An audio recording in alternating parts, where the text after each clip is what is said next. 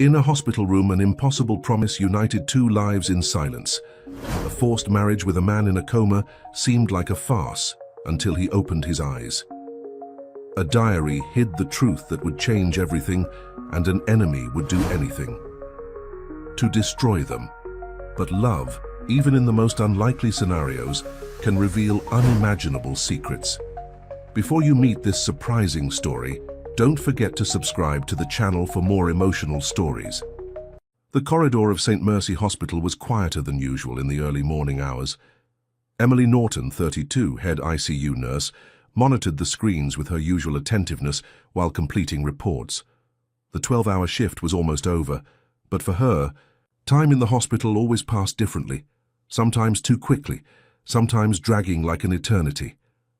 Her tired eyes rested on bed number 7, where Nathan Anderson had remained motionless for almost 4 months. The 38-year-old businessman, owner of one of the largest development companies in the country, was in a deep coma after a car accident on Interstate 280. Machines kept his vital signs stable, but nothing beyond that offered concrete hope. "Any change in Mr. Anderson's condition?" asked Dr. Mitchell, the neurologist in charge, entering the ICU. "None, doctor. Parameters stable, but no response to neurological stimuli, as usual." The doctor nodded, already accustomed to that answer. Emily noticed he carried a heavier expression than normal. "The family is coming today for a meeting. We need to talk about expectations." Emily understood what that meant. After months without progress, discussions were beginning about Nathan's future, whether it was worth maintaining aggressive treatments or accepting a less hopeful prognosis. "Is his sister coming?" asked Emily, feeling an inexplicable tightness in her chest. Claire confirmed her attendance. Yes, her health isn't the best, but she insisted on coming. Claire Anderson. It was strange how that name caused so many conflicting feelings in Emily.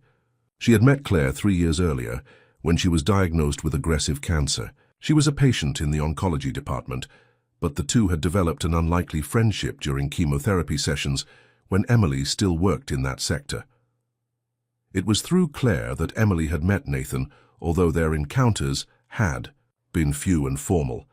Emily remembered the first one perfectly, a birthday dinner for Claire to which she had been surprisingly invited. Nathan arrived accompanied by Vanessa, his fiancée, an elegant and sophisticated woman who contrasted with Emily's simplicity. The shift ended, and Emily was about to leave when she saw Claire enter through the hospital's main door. Despite the experimental treatment she was undergoing, Claire seemed more fragile with each visit. The colorful scarf on her head couldn't disguise her pale face and sunken eyes. "Emily, so good to find you." Claire's voice sounded weaker, but her smile remained genuine. "Claire, are you all right? You should be resting." "I rest too much, my friend," she coughed lightly. "I need to talk to you. It's important. Do you have a few minutes?" Emily checked her watch. She had no commitments that morning, and although tired from her shift, would never deny Claire her attention. "Of course I do. Shall we go to the cafeteria?" "I prefer somewhere more private. Can we go to the inner garden?" The hospital's inner garden was a small oasis amid white walls. Well-maintained trees and concrete benches formed a tranquil environment, usually used by recovering patients and their companions. At that hour of the morning, it was practically empty. The two sat on a secluded bench under the shade of a maple tree. "How is Nathan?" asked Claire, getting straight to the point. "Stable. No significant changes." Claire sighed deeply. "And how much longer?" "Claire, you know I can't make that kind of prediction. Each case is unique and—" "Please, Emily, I don't need protocol. Answers. It's me, Claire, and we both know that I understand what it means to be racing against time." Emily felt the weight of those words. Claire had been fighting terminal cancer for almost 3 years, exceeding all medical estimates, but recently tests showed the disease was advancing again. The doctors believe that the longer he goes without signs of conscious brain activity, the lower the chances. But I've seen patients wake up after a very long time, so how much time do I have? Claire abruptly changed the subject, fixing her eyes on Emily's. "Claire, I know you have access to my tests. My doctor changed his tone in the last consultations. I'm asking as a friend, not as a patient. Emily swallowed hard.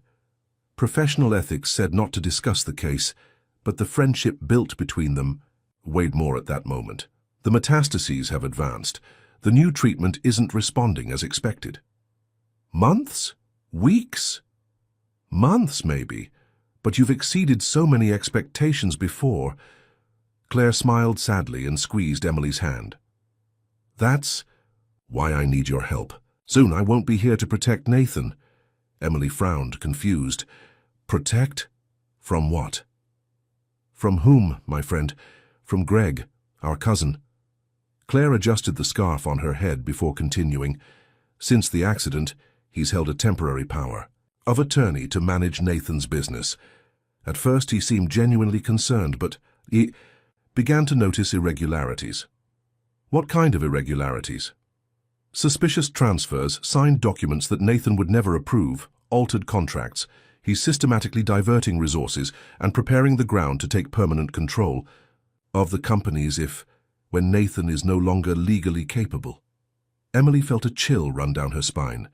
It wasn't just about money, it was Nathan's entire life being stolen while he lay unconscious.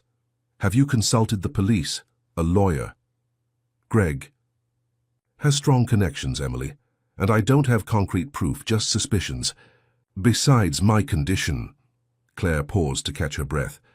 I don't have the time or strength for a legal battle that could last years. When I'm gone, Nathan will be completely vulnerable. And his fiancée? Couldn't Vanessa intervene? Bitter smile appeared on Claire's lips.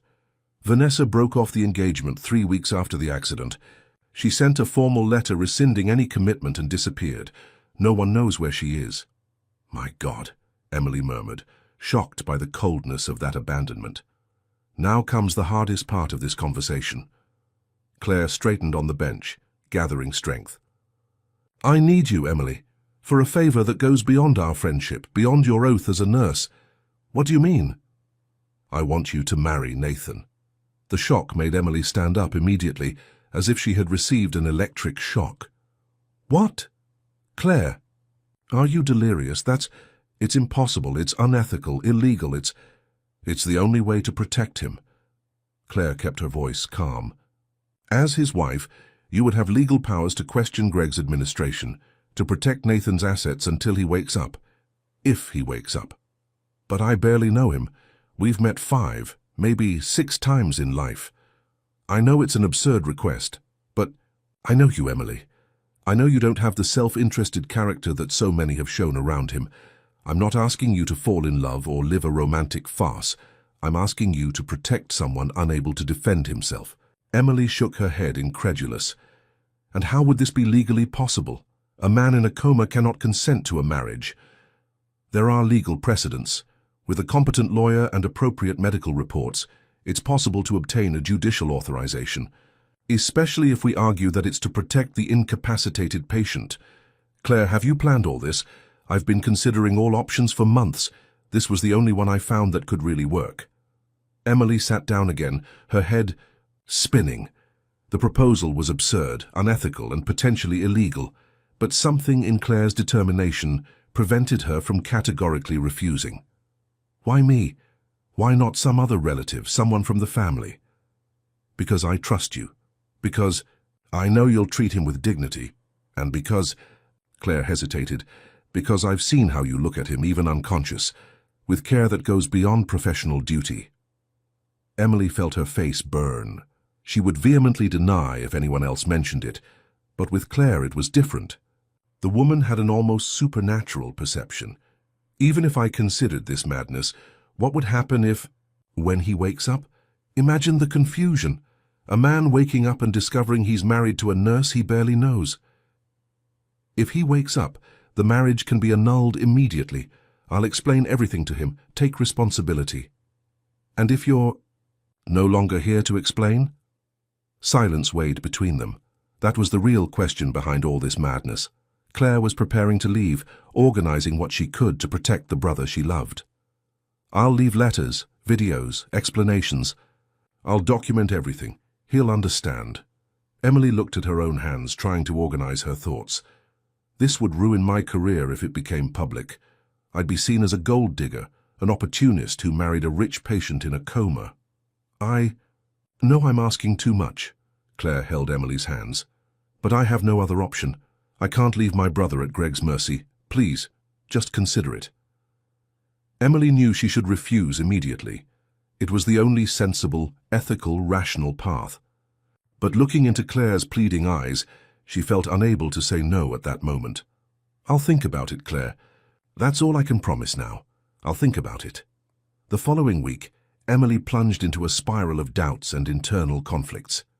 During her shifts, she observed Nathan with different eyes, imagining the absurdity of becoming his wife while he remained oblivious to the world.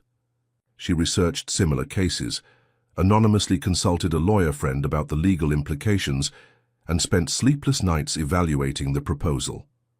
On the 7th day after the conversation in the garden, Emily received an urgent message. Claire had been rushed to the hospital. Her condition had drastically worsened.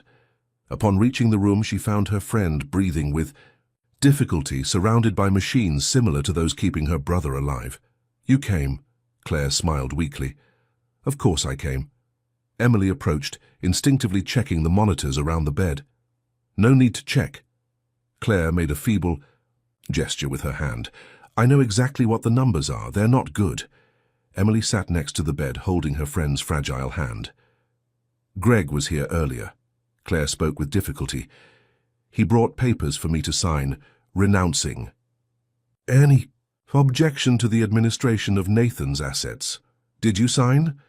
I bought time, said I needed my lawyer present. A weak cough interrupted her words. Emily, I don't have time to wait anymore. Emily felt the weight of those words, the finality printed in them. She knew Claire was right. The vital signs indicated rapid deterioration. I've made my decision, Claire. Claire's tired eyes gained a momentary gleam of hope. And what was it? Emily took a deep breath, hardly believing what she was about to say. I'll do what you asked. I'll marry Nathan. A tear ran down Claire's pale face, who squeezed Emily's hand with what little strength remained. Thank you. I knew I could count on you. But with conditions, Emily hurried to add. We'll document everything. You'll make it clear that it's a temporary protective measure. And if, when Nathan wakes up, I'll explain everything and propose immediate annulment. I agree with everything, Claire smiled. My lawyer is prepared. He'll file the judicial petition tomorrow. So quickly. We don't have time to lose, neither I nor Nathan. Emily nodded, feeling simultaneously like a heroine and an imposter. What she was doing was madness, but it was also an act of protection, of loyalty to a friend and to a man who couldn't even thank her. I'm afraid, Claire. Afraid of the consequences. Afraid of what people will think. Afraid of what Nathan will feel when he wakes up. Claire shook her head. Don't fear. Sometimes the most unlikely paths lead to the most certain destinations. Emily didn't know then how those words would prove prophetic, nor how her life would completely change in the following weeks. She couldn't imagine that she was about to embark on a journey full of twists, secrets, and perhaps most surprisingly, feelings she never thought she'd experience. That night, leaving Claire's room, Emily passed by the ICU. She stopped in front of Nathan's bed and looked at the unconscious man who would soon be, on paper, and before the law, her husband. A shiver ran down her spine as she whispered to herself, what have I gotten myself into? The bureaucracy for a conventional marriage was already complicated. To marry a man in a coma, Emily discovered it was a Kafkaesque labyrinth of petitions, medical certificates, legal opinions, and witness statements. Dr. Paul Morgan, Claire's trusted lawyer, conducted the process with impressive efficiency, despite the unusual nature of the request. The judge will demand proof that there are no ulterior motives in this union, explained the lawyer, while organizing documents in his luxurious office in downtown San Francisco. We need to demonstrate that the marriage is a protective measure for the incapacitated patient. And is that possible? Questioned Emily, still insecure about the whole situation. There are precedents, although rare. The most important is Claire's testimony, as sister and closest relative endorsing the union and explaining the exceptional circumstances. Emily observed the lawyer with a mixture of admiration and distrust. Middle-aged man, greying hair and impeccable posture, he seemed strangely comfortable with that unusual situation.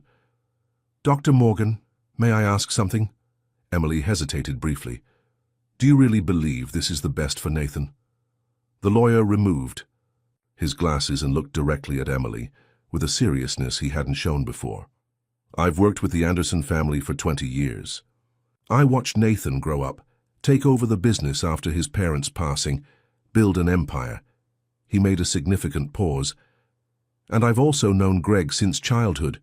Believe me, if Claire is worried about his intentions, she has good reasons." Has something similar happened before? Greg has always been ambitious. When their uncle died, there were disputes over the will that were only resolved because Nathan gave a considerable part of the inheritance to his cousin, even without legal obligation. The lawyer put his glasses back on. "What Greg is doing now, gradually taking control of the companies in Nathan's name, may not be technically illegal, but it certainly goes against Nathan's own wishes and values." Emily nodded, feeling the weight of the responsibility she was about to assume. "What about my work at the hospital? Wouldn't it be a conflict of interest?" "I've already thought about that." Dr. Morgan handed her a document. "This is a request for temporary transfer to another department of the hospital, at least until the process is concluded. Afterward, as his wife, you can request to accompany him without ethical problems." As she left the lawyer's office, Emily felt as if she were living someone else's life. In just 2 weeks, she had gone from dedicated nurse to future wife of one of the country's richest businessmen, a man who barely knew of her existence beyond her professional role. At the hospital, Claire's condition deteriorated rapidly.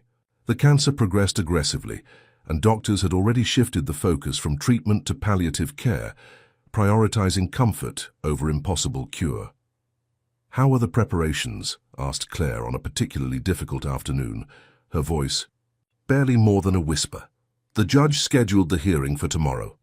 Emily held her friend's hand, trying to transmit strength. "If all goes well, the ceremony would be next week." "I may not have that much time." Claire smiled sadly. "Can we move it up?"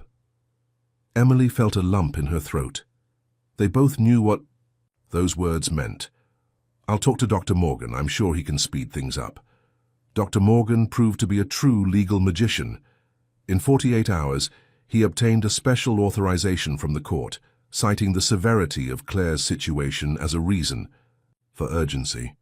The ceremony was scheduled for the next day, in the very ICU where Nathan was hospitalized. On the morning of the most unusual wedding of her life, Emily woke feeling surreally calm. She wore a simple grey skirt and a light blue blouse, nothing that seemed festive or inappropriate for the discreet solemnity that was about to take place. When she arrived at the hospital, she found Nathan's room transformed. Someone had brought discreet flowers, white lilies and pale roses. The ventilator and monitors continued to function normally, but the curtains were open, letting in the soft morning light. "I thought it deserved at least some flowers." Claire's weak voice came from the door. She was in a wheelchair, pushed by a nurse. Even fragile, she had made an effort to dress elegantly in a simple dress and a colorful scarf on her head. "Claire, you should be resting." "And miss my brother's wedding?" "No way," she smiled, although the effort was visible on her face. In a few minutes, the small group was gathered around the hospital bed. Dr. Morgan, the justice of the peace, an elderly gentleman who seemed slightly uncomfortable with the situation, Dr. Mitchell as medical witness, and 2 nurses who had been called as additional witnesses. "Before we begin," said the justice, clearing his throat, "I must confirm that everyone present understands the extraordinary nature of this procedure and its legal implications." Everyone nodded. Emily noticed that one of the nurses looked at her with evident disapproval, probably interpreting the situation as opportunism of the worst kind. She didn't blame her. She herself would have thought the same if she didn't know all the facts. The ceremony was brief and devoid of traditional matrimonial joys. Emily repeated the vows with a firm voice, promising to care for Nathan Anderson in sickness and in health. words that gained a literal and immediate meaning in that unique context. When the time came to place the ring, Emily gently held Nathan's inert hand.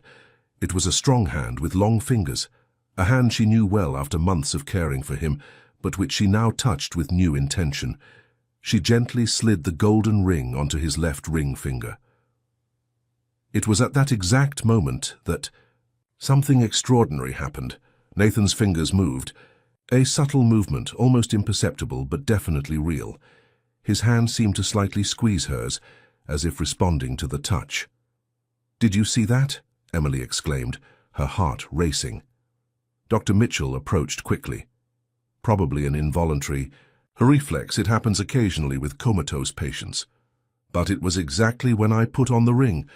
"Coincidence," the doctor smiled gently. "We shouldn't interpret random neurological reflexes as signs of consciousness." Emily nodded, but a look at Claire revealed she wasn't the only one impressed by the moment. Tears ran down her friend's pale face, who smiled with renewed hope. "He knows," whispered Claire. "Somehow he knows." The ceremony was quickly concluded. Emily signed the documents, now officially Emily Anderson, an identity that seemed as strange as the whole situation. "Congratulations, Mrs. Anderson." Dr. Morgan formally shook her hand. "From now on, you have legal authority to act on behalf of your husband in all financial and medical matters." My husband. The words sounded completely surreal in her mind. Emily looked at the unconscious man in the bed, connected to tubes and monitors. Nathan hadn't consented to any of this. Was this a violation of his autonomy, even with the best intentions? "Dr. Morgan," Emily called the lawyer, as everyone began to disperse. "Nathan's cousin, Greg. Does he know about this yet?" "Not yet, but he soon will. I've already arranged for the marriage documents to be immediately registered and the necessary notifications sent to financial institutions. The control he exercised over Nathan's assets has just suffered a major setback. And what will his reaction be?" The lawyer adjusted his tie, visibly uncomfortable. "It won't be friendly, for sure. Prepare yourself for a battle, Mrs. Anderson." After the judge and witnesses left, Emily was alone with Claire in the room. The woman was visibly exhausted, but refused to return to her own room. "Thank you, Emily." Claire held her hand with surprising strength for someone so fragile. "You've just saved my brother's future.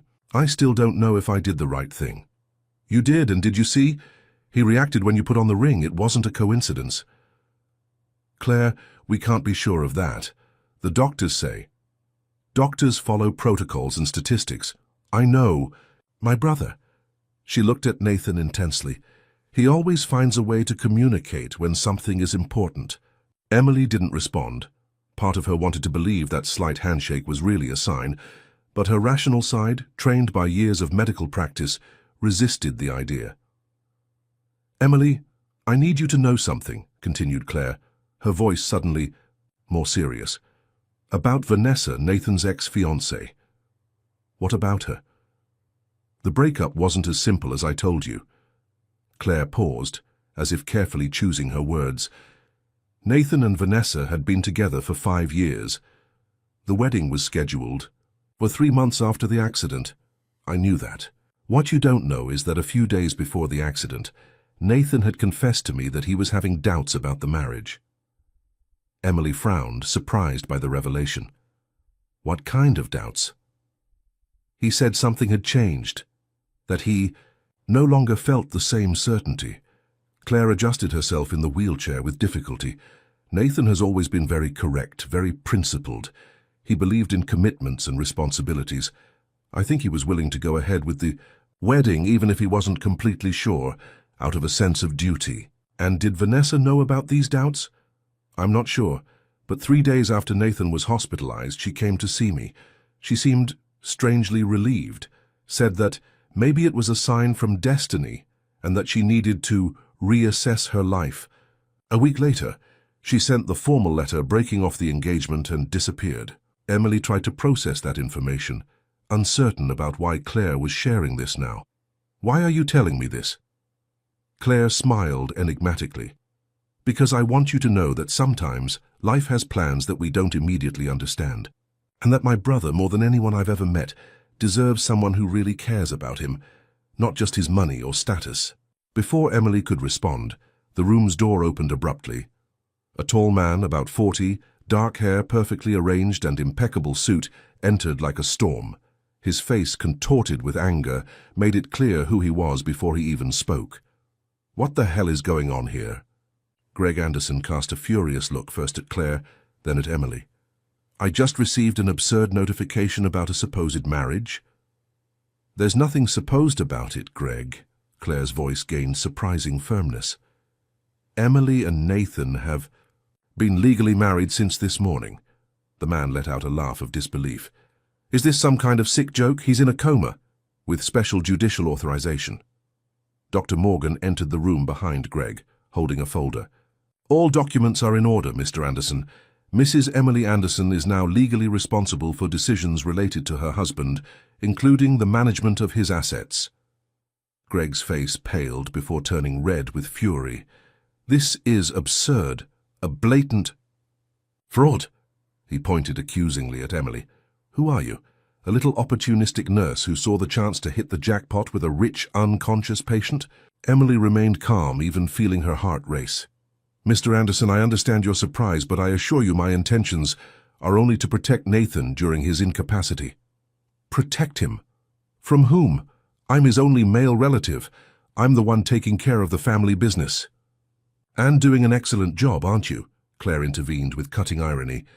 "Especially with those suspicious transfers to offshore accounts that we recently discovered."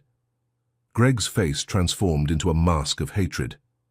"You don't know what you're talking about. I'm keeping the companies alive while he vegetates in that bed." "Vegetate?" Emily couldn't contain her indignation. "Your cousin is in neurological recovery, not vegetating, and he deserves respect and dignity, not someone stealing his assets while he can't defend himself." Greg took a threatening step toward Emily, but Dr. Morgan quickly placed himself between them. "Mr. Anderson, I suggest you maintain your composure. We're in a hospital and any aggressive behavior will be reported to the authorities." The man stepped back, adjusting his suit as if recovering his dignity. "This won't stand. I'll challenge this ridiculous marriage. I'll expose this farce in every newspaper in the country." He looked at Emily with contempt. "When I'm done, you won't get a job even as a hospital janitor." "Do what you think is necessary, Greg," replied Claire, her voice tired but firm. "But remember that exposing this situation also means exposing your own dubious actions at the head of the companies." Greg cast one last furious look at everyone before leaving, slamming the door hard. The silence that followed was broken only by the constant beep of the monitors connected to Nathan. "And so it begins," murmured Dr. Morgan, running a hand through his graying hair. "Mrs. Anderson, I fear your life as Nathan's wife won't be peaceful in the coming times." Emily looked at the unconscious man in the bed, the golden ring shining on his inert hand. What exactly had she gotten herself into? For a brief moment, she considered giving up everything, annulling that insane marriage before the consequences became uncontrollable. But then she felt Claire's fragile hand holding hers, saw the hope in her tired eyes, and knew she couldn't back down now. "I'm prepared," she answered with a conviction she didn't know she possessed. "We'll do whatever is necessary to protect Nathan." That night, Emily stayed at the hospital far beyond her normal shift. Sitting next to Nathan's bed, she observed his serene face looking for any sign of consciousness. What would it be like when, if he woke up?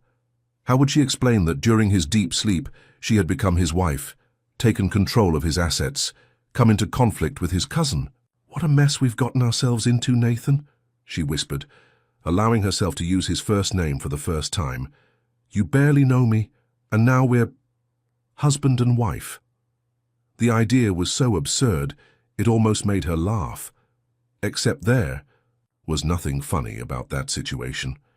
Without thinking much about what she was doing, Emily took Nathan's hand between hers. The golden ring reflected the soft light of the room. I promise I'll do my best to protect you and your interests. And when you wake up, if you want me to disappear from your life, I'll perfectly understand." For an instant, it seemed to her that his fingers moved again, as they had during the ceremony. Emily held her breath, watching attentively. Nothing happened. Sighing, she released his hand and stood up. She was exhausted physically and emotionally. She needed to rest to face the days to come. As she headed for the door, Emily didn't notice the subtle change in the electroencephalogram readings. For a brief moment, Nathan's brain waves had presented a different pattern, a pattern consistent with conscious activity. And as she left the room, the fingers of Nathan's left hand moved once more, very slightly, as if searching for the touch that had just departed. A week had passed since the unusual wedding. Claire's condition was deteriorating rapidly, forcing doctors to increase the morphine dosage to control the pain. Emily divided her time between her friend's room and her new responsibilities as Nathan's wife. Dr. Morgan hadn't exaggerated about Greg's reaction. In less than 24 hours, Nathan's cousin managed to plant the story in various news portals. "Businessman in coma, victim of matrimonial scam." The sensationalist headline was accompanied by old photos of Nathan at social events, contrasting with an image of Emily leaving the hospital, looking exhausted after a shift. "Don't read that," advised Dr. Morgan, finding Emily looking at the article on her phone in the hospital cafeteria. "Greg is using the media to pressure, but legally he can't reverse the marriage. We did everything within the law. People must be thinking the worst of me." Emily put the phone on the table, feeling nauseated by the comments on social media. "What matters is that we're managing to block the suspicious movements." The lawyer showed her some spreadsheets on his tablet. "Since you signed the documents revoking the previous power of attorney, Greg has his hands tied. He still tries to approve transfers, but the legal department now requires your signature for any relevant operation." Emily nodded, trying to focus on the main objective of that marital farce, protecting Nathan's assets.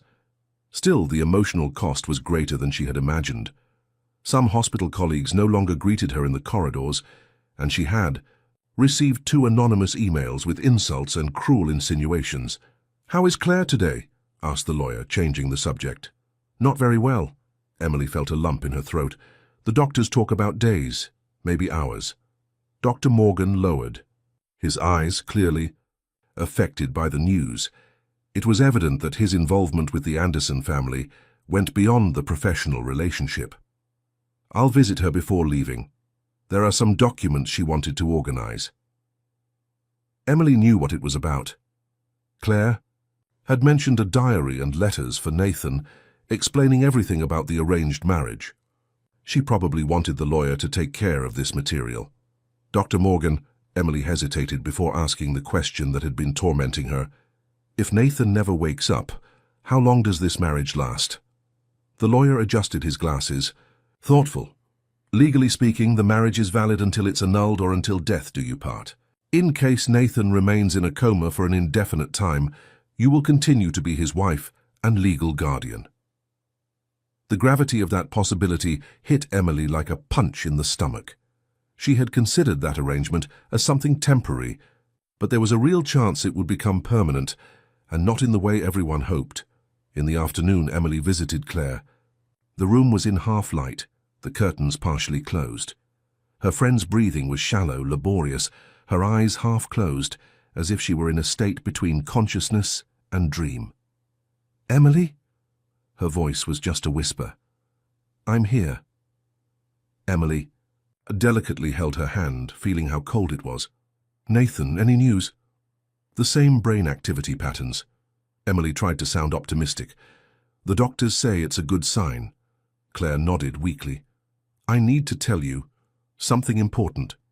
Emily moved closer, noticing the effort each word required from Claire. Nathan's accident wasn't an accident. Emily froze, her heart accelerating. "What? What do you mean?" "Greg," Claire coughed painfully, "found evidence." "Claire, are you saying Greg caused the car accident?" Emily could barely process that bombshell information. "In my diary, last page, password is Nathan's birthday. A monitor began to beep, indicating alterations in Claire's vital signs. Emily immediately pressed the button to call the nursing staff. "Don't strain yourself. We can talk later." There won't be a later. Claire squeezed Emily's hand with surprising strength. "Take care of him, as I know you already love him." The statement caught Emily by surprise. "Claire, I barely know him." A weak smile appeared on the woman's pale lips. "Sometimes we know with the heart before the mind." The nurse quickly entered the room, followed by Dr. Navarro, the oncologist responsible for the case. Emily stepped back to give space to the professionals, but Claire didn't let go of her hand. "Promise," whispered Claire, her eyes fixed on Emily. "I promise. I'll take care of him." Claire's smile widened briefly before her eyes closed again. The doctors asked Emily to leave while they worked to stabilize the patient. In the corridor, Emily's mind was buzzing with Claire's revelation. If Greg was capable of sabotaging his own cousin's car, what else would he be capable of when feeling cornered? The situation had just become potentially dangerous. 3 hours later, Claire Anderson passed away. Her heart, which had fought bravely against the disease for so long, finally gave in. Emily was by her side, holding her hand when the monitors indicated the flat line. There was no drama, no convulsions, just a last soft sigh and then silence. The funeral was discreet, as Claire had requested. Emily attended dressed in black, feeling simultaneously an intruder and responsible for her friend's memory. Greg appeared briefly, exchanged some formal words with the few present, and withdrew before the end of the ceremony, casting withering glances in Emily's direction. After the burial, Dr. Morgan approached Emily with a carved wooden box. Claire left. "Instructions for this to be delivered to you after the event." He avoided using the word death, as if the term were inappropriate for someone so full of life as Claire had been. The box contained the mentioned diary and several sealed envelopes, each with a specific date or situation written by hand. To be opened when Nathan wakes up. To be opened if Nathan doesn't wake up in a year. For Emily when you feel lost. That night, alone in her small apartment, Emily opened Claire's diary. The password, as indicated, was Nathan's date of birth, 04171987. The last pages contained screenshots of electronic messages between Greg and a man identified only as MS. The conversations were vague, coded, but some phrases jumped out. "I don't want a fatal accident just to scare him. The brakes will fail gradually. It will seem like a mechanical defect. After he signs the documents, everything will be resolved." Emily felt a chill run down her spine. The messages weren't definitive proof, but strongly suggested that Greg had planned the accident to pressure Nathan into signing some kind of document. Probably the plan got out of control when Nathan ended up in a coma. What to do with that information? Taking it to the police seemed most logical, but without concrete evidence, it would be her word against that of a powerful and well-connected man. Besides, while Nathan remained in a coma, publicly accusing Greg could generate a war she might not be prepared to fight. She decided to keep the information and consult Dr. Morgan the next day. As the family lawyer, he would know the best course of action. Before falling asleep, she opened the envelope titled "For Emily When You Feel Lost." Inside, a handwritten letter with Claire's elegant calligraphy. "Dear Emily, if you're reading this, it's because I'm no longer there, and you feel overwhelmed with the responsibility I imposed on you. First, I want to ask forgiveness. It was selfish of me to involve you in this complicated situation. But among all the people I know, you were the only one I could fully trust. Nathan is more than my brother. He's my family soulmate, my protector since childhood, the most principled person I've ever met. E deserves tentar novamente, Claude. Atingiu o limite máximo de caracteres para uma mensagem e pausou sua resposta. Você pode escrever, continuar para prosseguir com o chat, continue editar-he. Deserves a chance to recover his life, his companies, his future. And you, Emily, deserve more than being just the nurse who married the rich patient. There's something I never told you about that dinner where you met Nathan. After you left, he asked me about you. He said there was something different, something authentic in your eyes. Coming from Nathan, always so reserved about feelings, that was practically a declaration of interest. I'm not suggesting that a great love was predestined. I'm just saying that sometimes life puts us on unexpected paths for reasons we only understand much later. Trust your heart, Emily, and more importantly, trust yourself. You are stronger and more capable than you imagine. With all my love and gratitude, Claire. Emily fell asleep with the letter on her chest, tears drying on her face, feeling simultaneously orphaned and responsible for a legacy she never asked to carry. The next morning she went straight to the hospital. She wasn't on duty, but as Nathan's wife, she had the right to visit him at any time. This new dynamic still caused curious looks among the medical staff, but Emily was beginning to ignore them. Upon entering the room, she immediately noticed that something was different. Dr. Mitchell was beside the bed, closely observing the monitors with an intrigued expression. "Good morning, Dr. Mitchell. Did something happen?" The neurologist turned to her, a slight smile on his lips. "Good morning, Emily, or should I say Mrs. Anderson. We're observing some interesting changes in brain patterns since last night."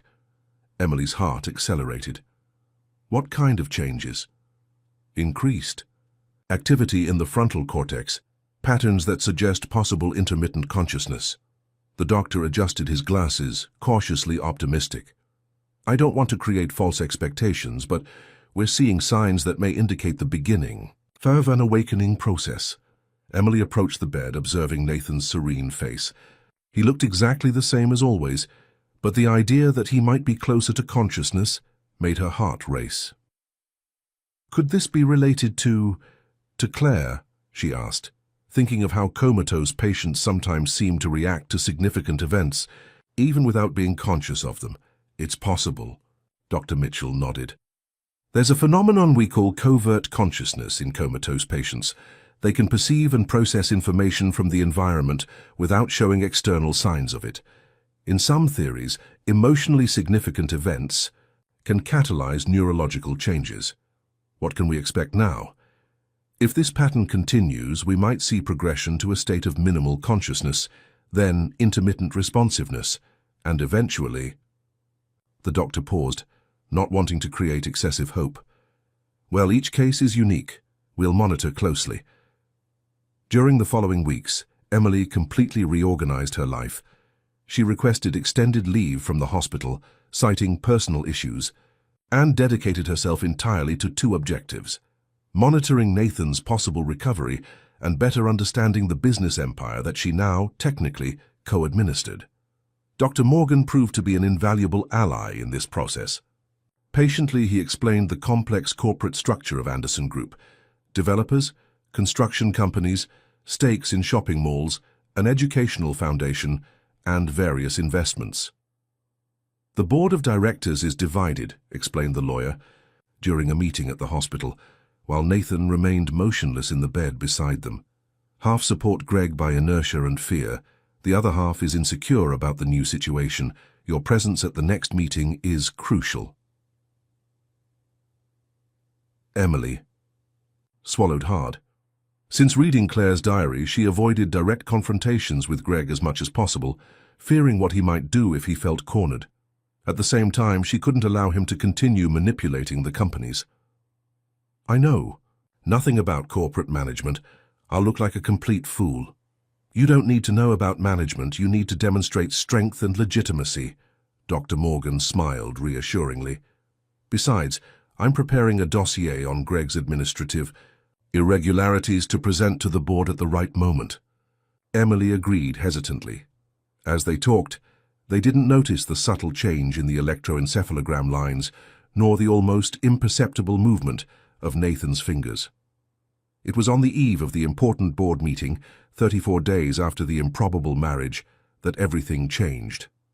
Emily had spent the entire afternoon in Nathan's room, reading aloud excerpts from business reports as a way to familiarize herself with the content. The doctors encouraged this type of stimulation, saying it could help neurological recovery. "Und first, Quarter shows growth of 4.2% in residential development operations. Despite market retraction, Emily was reading monotonously, feeling her eyes heavy with fatigue. She decided to take a break. She stood up, stretching her aching back, and approached the window. The sun was setting over San Francisco, painting the skyline of skyscrapers, with orange tones. "San Francisco seems to catch fire at this time, doesn't it?" she commented absently, not expecting an answer.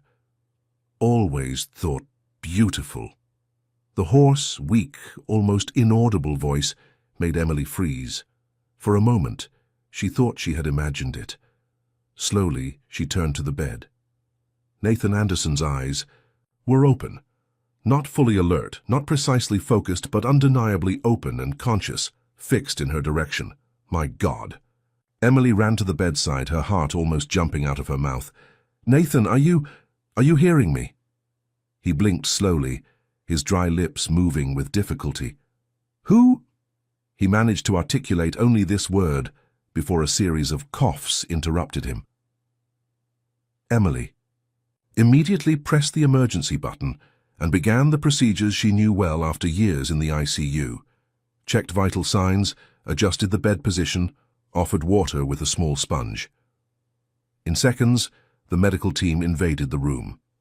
Dr. Mitchell at the front, eyes wide with surprise and professional satisfaction. "Mr. Anderson, welcome back." The neurologist quickly began a series of basic neurological tests, asking Nathan to follow his finger with his eyes, squeeze his hand, move his feet.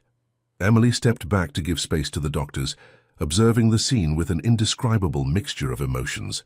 Relief, fear, joy, apprehension, everything mixed in her chest as she watched the miracle that so many had doubted.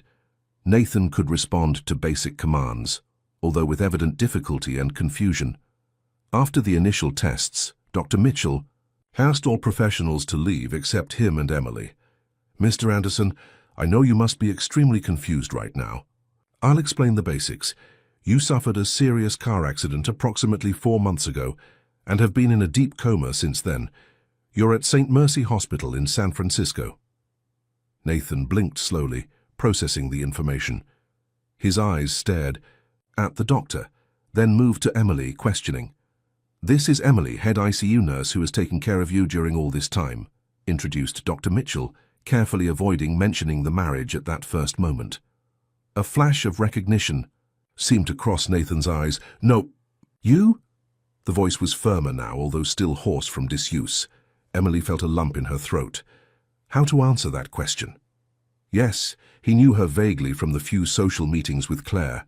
No, he didn't know her as the woman who was now, legally his wife. "We met through Claire," she answered simply. Upon hearing his sister's name, Nathan tried to rise unsuccessfully. "Claire? Where is she?" Emily and Dr. Mitchell exchanged anguished looks.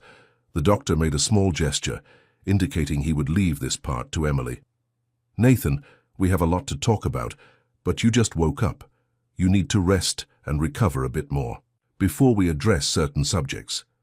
The evasion seemed to alert him. With visible effort, Nathan focused better on Emily. "Did something happen to Claire?" Emily knew that lying or postponing the truth would only make everything more difficult. Later, she approached the bed and, following her instinct, took his hand between hers. "I'm sorry, Nathan. Claire fought bravely, but the cancer progressed very quickly. She passed away a little over a month ago." The impact of the news was visible. Nathan's eyes filled with tears that silently ran down his pale face. He said nothing, only slightly squeezed Emily's hand, as if seeking an anchor amid the emotional storm that certainly assailed him. Emily remained thus, holding his hand, respecting the silence of grief. Dr. Mitchell discreetly moved away, giving them privacy, but staying nearby in case of any medical complication. "Did she suffer?" Nathan finally asked, his voice choked. No, it was serene, peaceful. Emily offered the possible comfort in the partial truth. Claire had suffered, yes, but her last moments had been truly peaceful. She was at peace, knowing she had done everything she could to protect you. Nathan frowned, confused. "Protect? From what?" Emily hesitated. It would be premature to overload him with all the revelations about Greg, the arranged marriage, the suspicions about the accident. However, before she could decide how to proceed, her eyes found something that froze her blood. The golden ring still shone on Nathan's ring finger. He followed her gaze and for a few seconds seemed not to understand what he was seeing. Then, slowly, he raised his hand before his face, observing the ring with growing perplexity. "Is this—" His eyes turned to Emily, noticing for the first time a crucial detail. She wore an identical ring. Emily took a deep breath, knowing that inevitable moment had come much sooner than she expected or desired. "Nathan, there are many things I need to explain. Some of them will seem crazy, others might make you angry. But I promise everything was done with the best intentions, to protect you and your assets while you couldn't defend yourself." He looked at the ring, then at Emily, an expression of horrified understanding appearing on his face. "Are we married?" The question hung in the air like a bomb about to explode. Emily knew her answer would change everything, defining the course of the strange relationship they had forged, without him even being conscious to consent. "Yes," she finally answered, her voice firm despite the fear. "Technically, we are husband and wife. But it's not what you're thinking, and when you feel strong enough to hear the whole story, I promise I'll explain every detail." Nathan closed his eyes, as if he needed to process that bombshell information away from Emily's gaze. When he opened them again, there was something different in them, not anger or accusation as she feared, but a cautious curiosity mixed with a deep exhaustion. "I want to hear everything." His voice was firmer now. "But first, Vanessa." The mention of his ex-fiancée caught Emily by surprise. She had almost forgotten about that aspect of Nathan's previous life. "She broke off the engagement shortly after your accident. No one knows where she is now." A sad and ironic smile formed on Nathan's lips. "So I lost my sister, my fiancée, and gained a wife, all while I was sleeping."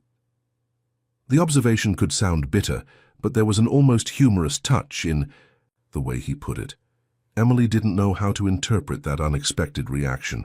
"If you want to annul everything immediately—" "No," Nathan interrupted her with surprising firmness. "First, I want to understand.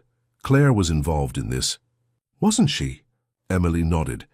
"It was her idea to protect you from Greg." Upon hearing his cousin's name, something changed in Nathan's demeanor. A shadow crossed his face, a flash of memory or suspicion. "The accident," he murmured, more to himself than to Emily. "I remember something strange with the brakes." Emily felt a shiver. The suspicions in Claire's diary seemed to gain more substance with that fragment of memory. Before they could continue the conversation, Dr. Mitchell returned with a larger team. "Mr. Anderson, we need to conduct some tests now that you're conscious." "Mrs. Anderson," he hesitated at the form of address but continued, "I suggest you take the opportunity to rest a bit. The day will be long." Emily agreed, realizing that Nathan would need time not only for the tests, but to process the first informational bombs he had just received. "I'll be back later," she said to Nathan, uncertain whether she should touch him or not. She opted for a light squeeze on his shoulder. "Rest. We have time to talk about everything." When she was about to leave the room, Nathan's voice stopped her. "Emily?" She turned, finding his eyes fixed on her with a surprising intensity for someone who had just come out of a deep coma. "Thank you." He made a small pause. "I don't know exactly what for yet, but I feel I should thank you." Those simple words, laden with a disconcerting sincerity, deeply affected Emily. Unexpected tears appeared in her eyes. "You're welcome," she answered simply, before quickly leaving, fearing her emotions would completely betray her. In the corridor, she leaned against the wall, feeling her heart hammer in her chest. Nathan had awakened. Phase 1 of that whole madness was concluded, but a new and even more complex one had just begun. And Emily had no idea what the path would be like from here on out. The news of Nathan Anderson's awakening spread quickly. In a few hours, the press surrounded the hospital entrance, eager for details about the businessman who was returning to life after months of unconsciousness. Especially intriguing for journalists was the peculiar triangle formed by the patient, his nurse wife and the cousin who now managed his businesses. Emily managed to avoid reporters using a side entrance to the hospital. Dr. Mitchell had called, informing that the initial tests were promising. Nathan presented surprisingly preserved cognitive functions, considering the time in a coma.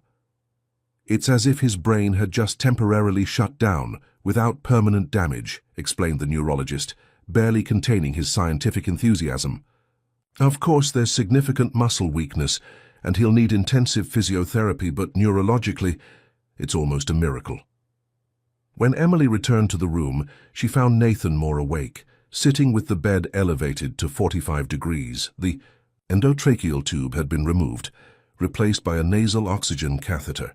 His eyes, previously confused, now showed more clarity and determination. "The doctors are surprised by your recovery," commented Emily, maintaining a respectful distance from the bed. "I've always been obstinate." Nathan's voice was still hoarse, but firmer. "Claire used to say I was too stubborn even to obey the laws of nature." The casual mention of his deceased sister indicated he was beginning to process the grief, even if superficially. "Nathan, about our situation. Our marriage of convenience," he completed with a slightly arched eyebrow. "The doctors left me alone long enough to think. I believe I understood the basics. Greg trying to take over my business, Claire worried. You being the legal solution." Emily nodded, impressed with his perception. "It's a good summary, but there are important details. Like the fact that Greg probably sabotaged my car." Emily froze, surprised by the accurate conclusion. "How did you—" "Memory fragments," Nathan adjusted himself in the bed with discomfort. "I remember noticing something wrong with the brakes, trying to brake and the pedal going to the floor without resistance." He paused, frowning. "Did Claire have proof?" "Indications. Ambiguous messages found on his phone. Nothing conclusive. For a court, but enough for Claire. She always had a sixth sense for Greg's schemes." Nathan sighed, tired. "Since childhood." A heavy silence hung between them. Emily wanted to give Nathan space to process everything, but they also needed to discuss the next steps. "Is there anything else I need to know immediately?" he asked suddenly. "About the business? About Greg? About us?" "The board of directors. Meeting is scheduled for tomorrow. Greg doesn't know you've awakened." Nathan nodded slowly. "Good. Let's keep it that way for now." A strategic gleam illuminated his eyes. "If you don't mind, wife, I need a favor." The way he pronounced wife, not with disdain, but with an almost conspiratorial touch, made Emily smile involuntarily. "I'm listening." "Go to the meeting as planned. Let Greg think he's still in control. Dr. Morgan can discreetly record. I want to see my cousin in action when he believes no one is watching." Emily admired Nathan's strategic sagacity, even fresh out of a coma. "Should I confront him?"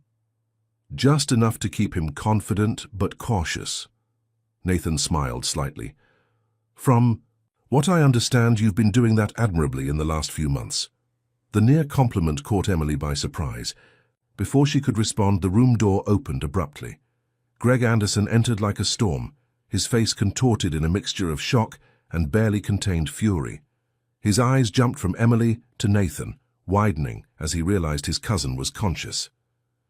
"Impossible," he murmured, momentarily losing his composure. "The doctors said you never—" "Hello, cousin."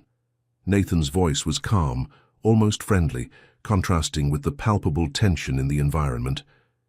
"You seem disappointed to see me awake." Greg quickly composed himself, forcing a smile that didn't reach his eyes. "Disappointed?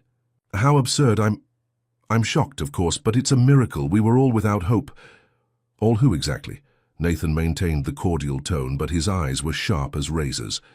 Emily watched the interaction, fascinated. It was like watching a duel where the weapons were carefully calculated words and expressions. The medical team, the family, Greg stopped upon noticing the identical rings on Nathan and Emily's fingers.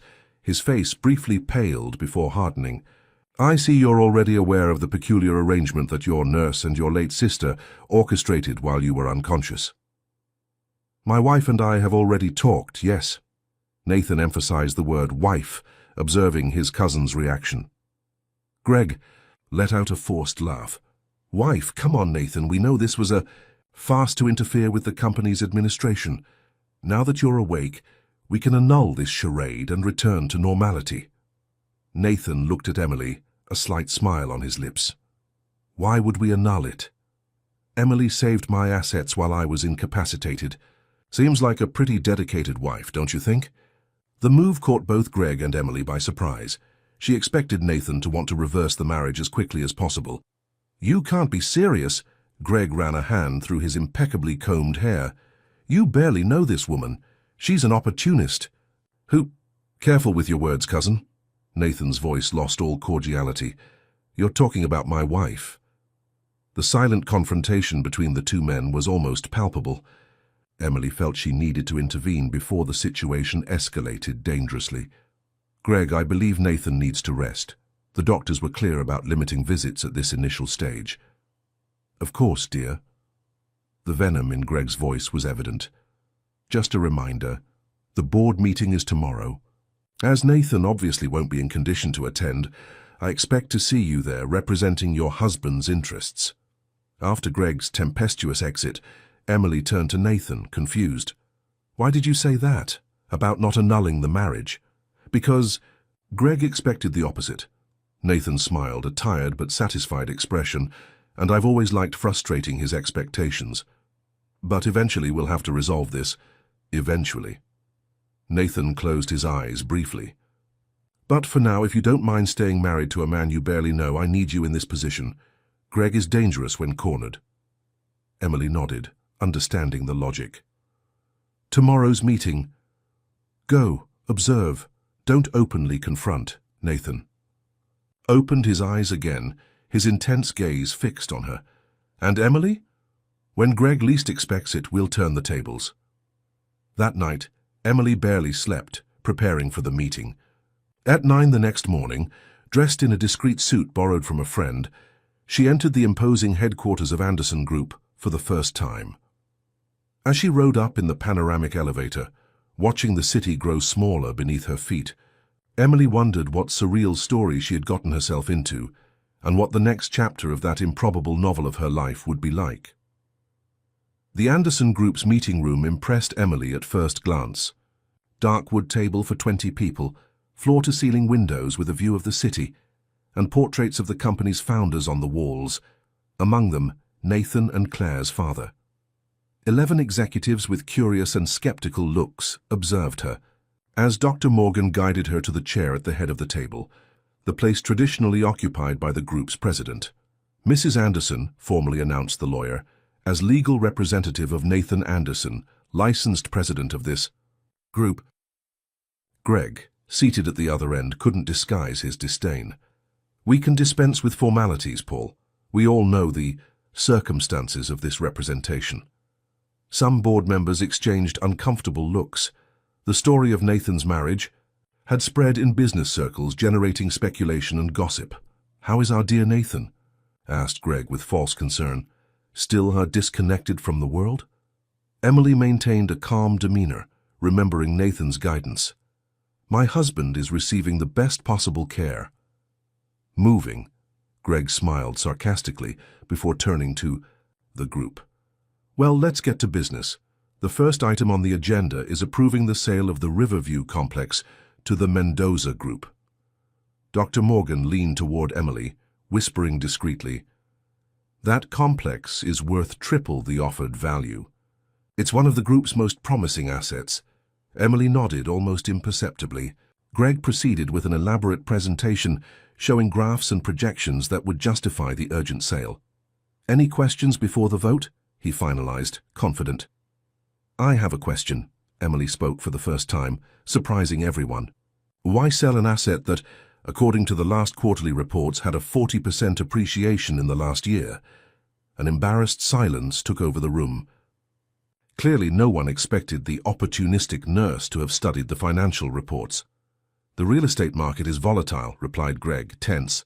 We're taking advantage of the good moment to realize the profit before a probable fall. Interesting. Emily maintained a polite tone. Especially because the urban feasibility study approved last month indicates that the area will receive a new subway terminal, which typically raises values by more than 60%. Several board members shifted in their chairs, surprised both by the information and its source. "That study is not conclusive," retorted Greg, visibly irritated. "More conclusive than your projections of a fall, apparently." The deep and confident voice came from the door of the room, where Nathan Anderson was standing, leaning on a cane. The shock was visible on the faces of all present. Nathan wore an impeccably cut suit, which partially disguised the weight loss during the coma. Despite the paleness and the cane, his presence was imposing. "Nathan!" exclaimed one of the oldest board members, standing up. "It's a miracle. It seems that rumors about my vegetative condition were exaggerated." Nathan slowly advanced through the room, each step calculated to demonstrate control despite physical weakness. Greg looked as if he had seen a ghost. "You should be in the hospital. You're not in condition to prevent you from selling one of our best assets for a third of its value to a company that, coincidentally, has you as a hidden minority shareholder." Nathan smiled coldly. "I'm in perfect condition for that, cousin." The board members exchanged astonished looks. Emily stood up, yielding the chair of the presidency to Nathan, who sat with deliberate calmness. "Gentlemen, first I want to thank my wife," he emphasized the word, "for protecting the interests of this group during my absence. The decisions she blocked in the last 2 months saved approximately $300 million in assets." The executive's eyes turned to Emily with new respect. Nathan continued. "Second, I've already requested an external audit on all operations from the last 4 months. He looked directly at Greg. "Any irregularity will be treated not only administratively, but criminally." Greg stood up, displaying a confidence that his nervous eyes belied. "You can't return like this and make accusations without proof. I have powers of attorney. I have authorities." "Powers of attorney that were legally revoked when I married Emily," Nathan calmly retorted. "And about proof." Dr. Morgan opened his folder, removing a series of documents. Transfers to offshore accounts, contracts with modified clauses, undervalued figures. The lawyer distributed copies to the board members. And most interestingly, records of conversations about car accidents. The color completely drained from Greg's face. "This is persecution. Defamation. I'll sue all of you." "Feel free." Nathan remained impassive. "The prosecutors will be interested in your defense, especially after the complementary expertise on the accident vehicle." Greg looked desperately around, seeking some support, but found only severe or avoidant looks. In a brusque movement, he grabbed his folder and headed for the door. "You'll regret this. This isn't over." "On the contrary, cousin," Nathan replied with surprising serenity. "It ended 4 months ago when you decided to sabotage my car. I was just waiting for you to realize it." After Greg's tempestuous exit, the meeting proceeded with Nathan formally reassuming the presidency. The board members, initially shocked, quickly aligned with the returned leader, as if the period under Greg's command had been just an unpleasant interlude. 3 hours later, exhausted but satisfied, Nathan and Emily were leaving the corporate building. "You were amazing in there," commented Emily, as they waited for the car at the private entrance. "No one would say you came out of a deep coma just 2 days ago." "Years facing corporate sharks teach you to hide weaknesses." Nathan smiled, leaning more heavily on the cane now that they were alone. "But I confess I'm about to collapse." On the way back to the hospital, a comfortable silence established between them. Emily observed Nathan's profile discreetly, still, processing the extraordinary events of the last days. "What are you thinking about?" he asked suddenly, without diverting his gaze from the window. "About how strange it is. A week ago I was just the nurse taking care of you. Now I'm your wife. I helped unmask your cousin and we're returning together from a corporate meeting." Nathan turned to her, his eyes revealing an intensity she didn't yet know. "Just the nurse. Emily, you risked your reputation, career, and tranquility for a stranger in a coma. Just is not a word that applies to you." The sincere compliment made her blush. Before she could respond, Nathan continued. About our marriage, he hesitated briefly. It can be easily annulled now that I'm conscious. I'll perfectly understand if you want to move on with your life. Emily felt an unexpected pang in her chest. After months of involvement in Nathan's life, the idea of simply exiting the scene seemed strangely painful. There's no rush, she responded cautiously. Legally, we're still in a delicate situation with the investigations against Greg. Perhaps it's prudent to keep things as they are for now. Nathan nodded slowly. For now, he repeated, a slight smile on his lips. But when everything is resolved, perhaps we could start over properly. Start over? Get to know each other for real, without comas, without conspiracies, without homicidal cousins.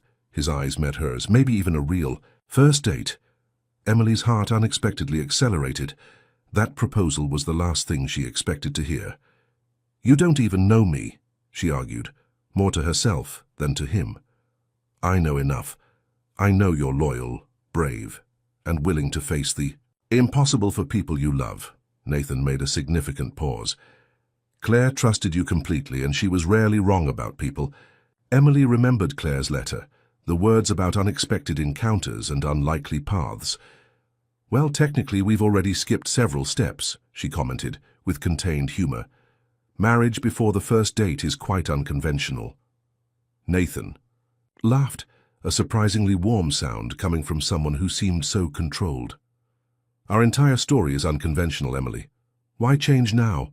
When they reached the hospital, Nathan surprised her once more. They found Claire's diary among my things. His eyes suddenly became more serious. I read what she wrote about that dinner, about how I had asked about you. Emily felt her face heat up. That part of Claire's letter always seemed romanticized to her, a gentle attempt to alleviate her embarrassment with the situation. Claire had a fertile imagination, she responded diplomatically. Not in this case. Nathan smiled with something close to shyness. I really did ask about you. There was something in your eyes that night, an authenticity that intrigued me. In a world of people interested only in my money, you seemed genuinely disinterested. And I still am, she hurried to say. I know.